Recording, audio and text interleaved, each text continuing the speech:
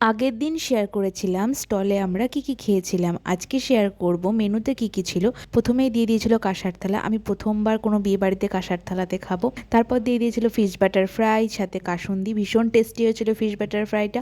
তারপর দিয়ে দিয়েছিল কড়াইশুঁটির কচুরি আর সাথে চানা মশলা। কচুরিটাতে ভিতরে একদম পুর ঠাসা ছিল, ভীষণ টেস্টি হয়েছিল খেতে। আমি সেকেন্ড বারও নিয়েছিলাম, আর তখন একটু যেহেতু শীত শীত ছিল তাই এই কম্বিনেশনটা খেতে খুব একটা খারাপ লাগেনি।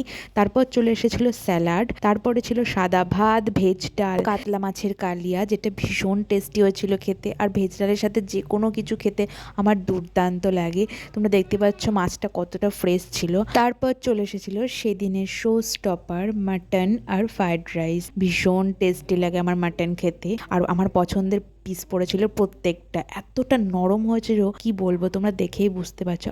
এরকম ঝরঝরে ফ্রাইড রাইসের সাথে মাটন কষা তো অতুলনীয় লাগে। তোমাদের কার কার ফেভারিট অবশ্যই কিন্তু কমেন্টে জানিও। আমি সেকেন্ড টাইমও মাটন নিয়েছিলাম, ভীষণ ভালো লেগেছে খেতে। আর তারপরে শেষ পাতে ছিল চাটনি, পাঁপড়, রসগোল্লা, আর ছিল লট চমচম। লট চমচম আমার ভীষণ ফেভারিট, কিন্তু ওই ফ্রাইড রাইস আর মাটন খাওয়াতে এত পরিমাণে পেট ভরে গিয়েছিল যে আমি আর ভালো করে মিষ্টিটা খেতে পারিনি। সেদিনের খাওয়া দাওয়াটা এক কথায় অতুলনীয় ছিল, দারুণ লেগেছে খেতে প্রত্যেকটা খাবার।